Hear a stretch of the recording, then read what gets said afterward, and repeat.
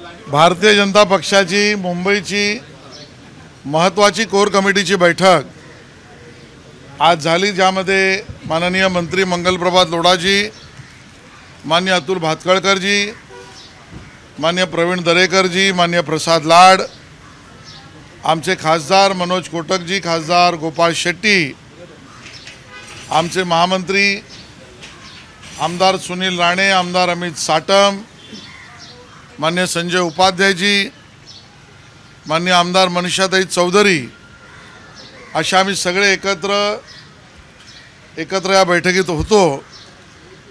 हेतू आणि उद्देश बैठकीचा एकच आहे, ज्यामध्ये अतिगतीने आम्ही काही निर्णय केले ते म्हणजे महायुतीचे साहीच्या साही उमेदवार मुंबईमध्ये त्या ठिकाणी मोठ्या मताधिक्याने निवडून आणणे आहे। यासाठीचे कार्यक्रम, यासाठीचं अभियान, यासाठीची रचना, यासाठीच्या व्यावहारिक करायच्या गोष्टी, या सगळ्याला एकत्रित संघटनात्मक आम्ही त्या ठिकाणी बांधले आहेत। आणि आज या ठिकाणी आपण हे बघू शकू की सगळ्यात पुढे प्रचारामध्ये महायुती म्हणून आम्ही त्या ठिकाणी गेलेलो आहोत। राज ठाकरे आज अमित शहा यांना भेटून आलेले आहेत, तर तुम्ही अनेक वेळेस देखील राज ठाकरेंची भेट घेतली होती। नवीन युती संदर्भात काही चर्चा? याचं स्पष्टीकरण अधिकृत माननीय प्रदेशाचे आमचे नेते देवेंद्र फडणवीसजी करतील, पण महायुतीचा परिवार वाढतोय, ये तो मोदी का परिवार है, आणि म्हणून मोदी परिवार जर वाढत असेल तर याचा आम्हाला आनंद आहे। आणि स्वाभाविकता इंडिया अलायन्समधली लोक त्यांच्या त्या ठिकाणी अलायन्समधनं पळून जात आहेत। अगोदर ममता बॅनर्जी गेल्या, केजरीवालांनी उमेदवार घोषित केले, त्या अशा सगळ्या घटना आपल्याला दिसताना एनडीए मजबूत होत आहे, मोदीचा परिवार मोठा होतो आहे, आणि मुंबईतल्या आणि राज्यातल्या निवडणुकांना या इंडिया अलायन्सला पराभूत करण्याची महाशक्ती महायुतीत परिवर्तित होत असेल तर याचा आम्हाला आनंद आहे।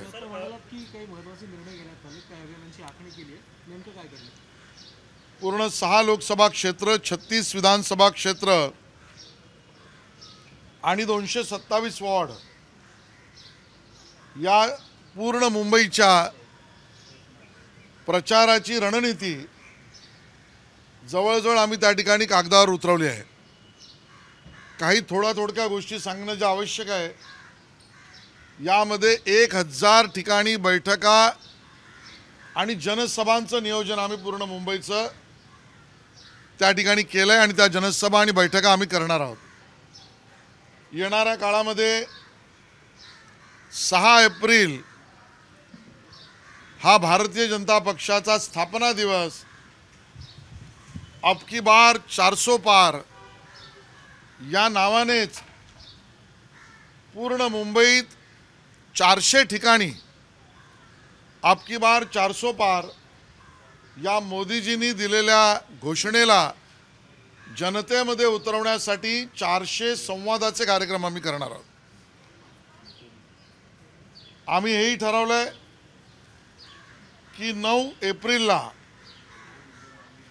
त्या ठिकाणी गुढीपाडवा आहे, आणि त्यामुळे हिंदुत्वाची गुढी हा विषय भगवामय मुंबई कार्यक्रम करण्यासाठी सीएए के समर्थन में भाजपा मैदान में, सीएएच्या समर्थनार्थ भाजप मैदानात, अशा पद्धतीने गुढीपाडव्याला पूर्ण भगवी गुढी हा मुंबईभर त्या ठिकाणी आम्ही कार्यक्रम त्याचं नियोजन केलं आहे। बरोबरीने 14 एप्रिल परमपूज्य भारतरत्न डॉक्टर बाबासाहेब आंबेडकर यांच्या विचाराने, यांच्या मेहनतीने, यांच्यामुळेच आम्हाला संविधान मिळालं, तर संविधान संरक्षक भाजपा कार्यकर्ता, संविधान संरक्षक भाजपा कार्यकर्ता असे 14 एप्रिलला आम्ही जवळजवळ 14 महत्त्वाचे मेळावे आणि 140 वस्त्यांमध्ये संवादाचे कार्यक्रम आम्ही करणार आहोत. 17 एप्रिल रामनवमी आहे.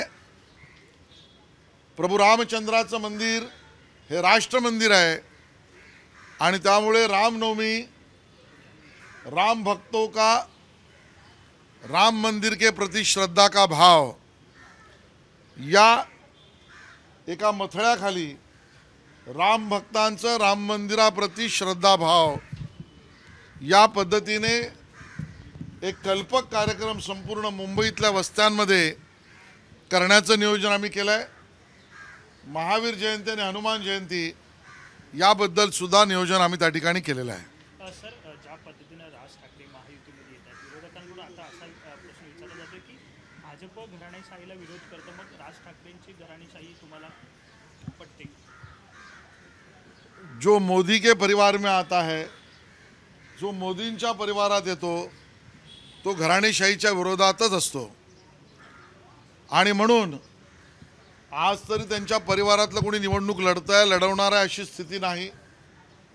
माननीय मोदीजींच्या नेतृत्वावर विकसित भारताचं स्वप्न पुढे नेण्यासाठी माननीय राज ठाकरेजी येणार असतील तर त्यांचं स्वागतच आहे. या एनडीएमध्ये परिवारवाद, भ्रष्टाचार, घराणेशाही याला स्थान नाही. मुंबईमधली एक जागा जी आहे ती राज ठाकरेंना दिली जाईल अशी ही बातमी समोर नाही, यावर मी भाष्य करू शकत नाही. मान्य प्रदेश अध्यक्ष किंवा देवेंद्रजी त्यावर स्पष्टीकरण देतील. MMR रिझन मध्ये किती प्रमाणामध्ये मनसेचा फायदा होईल? मनसेचा फायदा मनसेचा फायदा MMR रिझन मध्ये किती होईल? मला या ठिकाणी मुद्दामून उल्लेख करायचा आहे. निर्णय देवेंद्रजी आणि प्रदेश अध्यक्ष घोषित करतील, पण तुम्ही आधारावर प्रश्न विचारत असाल तर जरूर राज ठाकरेजी आमच्याबरोबर येण्याचा महाराष्ट्राला आणि भारतीय जनता पक्षाला आणि एनडीएला फायदा आहे. सर, राहुल गांधी यांनी शिवाजी पार्कमध्ये असं म्हटलं होतं की शक्तीच्या विरोधात म्हणजे ईडी किंवा CBI या शक्तीच्या विरोधात आपण लढा दिला पाहिजे, परंतु शक्ती हा हिंदू धर्मामध्ये एक महत्त्वाचं स्थान आहे किंवा त्या शब्दाला महत्त्व आहे. पंतप्रधान नरेंद्र मोदी यांनी पण राहुल गांधी यांचं भाषण जर नीट ऐकलं तर लक्षात येईल, त्यांनी धर्मातल्या शक्तीचा उल्लेख केला, हिंदू धर्माचा उल्लेखही त्यांनी केला आणि त्यामुळे आमच्या धर्मामध्ये राहुल गांधींना माहीत नसेल तर आम्ही सांगू, आमच्या माता, आमच्या भगिनी, आमची दैवता, आमची देवी ही ऊर्जा स्तोत्र शक्ती आहे. तिचं रूप आम्ही आमच्या प्रत्येक माता भगिनीमध्ये बघतो आणि त्यामुळे अशा आमच्या धर्माच्या शक्तीला संपवण्याचा घाट आणि हेतू राहुल गांधी यांनी बोलून दाखवला आहे. उद्धवजींनी त्याला समर्थन दिलं आहे. आम्ही तुमचं आव्हान स्वीकारलं आहे. उद्धवजी, राहुल गांधीजी, तुम्ही आमच्या माता भगिनींच्या ऊर्जास्थान आणि सन्मानाच्या श्रद्धास्थानावर हात घालण्याचा शक्तीच्या विरोधातला प्रयत्न केला आहे. आम्ही तुमच्या समोर उभे ठाकल्याशिवाय राहणार नाही. सुशील कुमार शिंदे यांनी असं एक वक्तव्य केले की प्रणिती शिंदे यांना भाजपमध्ये घेण्याचा प्रयत्न जो आहे तो भाजपने शेवटपर्यंत करण्याचा प्रयत्न केला. ते खूप मोठे नेते आहेत, त्यांच्यावर मी टीका टिप्पणी करणं बरोबर नाही, पण शिंदे साहेबांना एवढंच सांगेन, आपण स्वतः केलेल्या प्रयत्नांना आमच्या तोंडात घालू नका. सर, एक शेवटचा प्रश्न माझा की मुंबईतल्या जागा वाटपाचा तिढा कधीपर्यंत सुटणार आहे? राज्यातल्या मुळामध्ये हा तिढाच नाही आहे.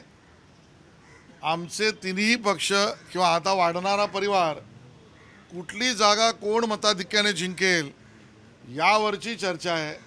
याला तिढा, एकमेकाच्या विरोधात एकमेकाला अडचणीचा आणण्याचा कुठलाही विषय नाही आणि तो काही दिवसात आपल्या समोर स्पष्ट होईल. तुमचं देखील नाव आहे ते लोकसभेसाठी चर्चेत होतं. सगळ्या ठिकाणी माननीय मोदीजींचे, भाजपचे आणि एनडीएचे उमेदवार असतील. या ठिकाणी एनडीए आणि भाजपचा उमेदवार असेल. उद्धव ठाकरे तुमच्यावरती टीका करत आहेत. आत्ताच थोड्या वेळ त्यांचं भाषण झालं, त्यांचं म्हणणं की पक्ष तुम्ही सोडला, इतकंच नाही तर आमची धनुष्यबाणही सोडलं, मात्र मी जातो तिथे गर्दी होते म्हणून आता भाजपच्या पोटात दुःख लागलेलं. मुळामध्ये स्वस्वार्थासाठी स्वतःच्या वडिलांचे विचार सोडले, स्वतःच्या स्वार्थासाठी शिवसेनेचं, बाळासाहेबांचं हिंदुत्व सोडलं, स्वतःच्या मुख्यमंत्री पदाच्या खुर्चीसाठी अहमद पटेल ते शर्जील उस्मानी यांच्यासमोर मुजरा उद्धवजींनी केला त्या उद्धवजींना हिंदुत्ववादी मतदारांनी झिडकारलं, हे त्यातलं सत्यचित्र आहे. आणि ज्या वेळेला स्वतःच्या एका पक्षासाठी गर्दी जमू शकत नाही, म्हणून आता 22 पक्षांना एकत्र घेऊन शिवाजी पार्कवर गर्दी जमवायला लागते. ही उद्धवजींची आजची अवस्था झाली आहे. आणि त्याचंच कारण म्हणून कालच्या सभेत सुद्धा जमलेल्या माझ्या तमाम हिंदू बंधूंनो आणि बांधवांनो, हे हिंदू बांधव भगिनी नाही ते विसरलेत. अशी एक विचित्र अवस्था उद्धवजींची झाली आहे, हे आता जनता पाहते. घरगड्यासारखे तुम्ही यंत्रणांना वापरताय आणि याच जर यंत्रणा उद्या आम्ही सत्तेत आल्यावर तुमच्यावर सोडल्या तर तुम्ही कुठे पळाल, असा सवाल त्यांनी थेट भाजपला विचारला. नाही, पळणारे लोक तर त्यांच्या पक्षातले आहेत, त्यांच्या परिवारातले आहेत. आणि म्हणून पळवणं आणि पळणं ही दोन्ही पळपुटेपणाची लक्षणं ही उभाटा सेनेची आहेत. हिम्मत असेल तर उभाटा सेनेला आमचं आव्हान आहे, या 2 हात करायला एकटे आमच्या समोर या. तुम्हाला एका बाजूला काँग्रेस, दुसऱ्या बाजूला राहुल गांधीजी, तिसऱ्या बाजूला शरद पवार, चौथ्या बाजूला स्टॅलिन, 5व्या बाजूला अजून कोणतरी, यांच्या बळाशिवाय उद्धवजी तुमचा पक्ष उभा राहू शकत नाही. आणि म्हणून तुम्ही दुर्बळ आहात, उद्धवजी तुमचा पक्ष दुर्बळ आहे. तुम्हाला थेट आव्हान आहे, तुम्हाला हिम्मत असेल, मर्दांचा तुमचा पक्ष असेल तर निवडणुकीत एकटे समोर या. हिम्मत असेल तर उभं राहून दाखवा.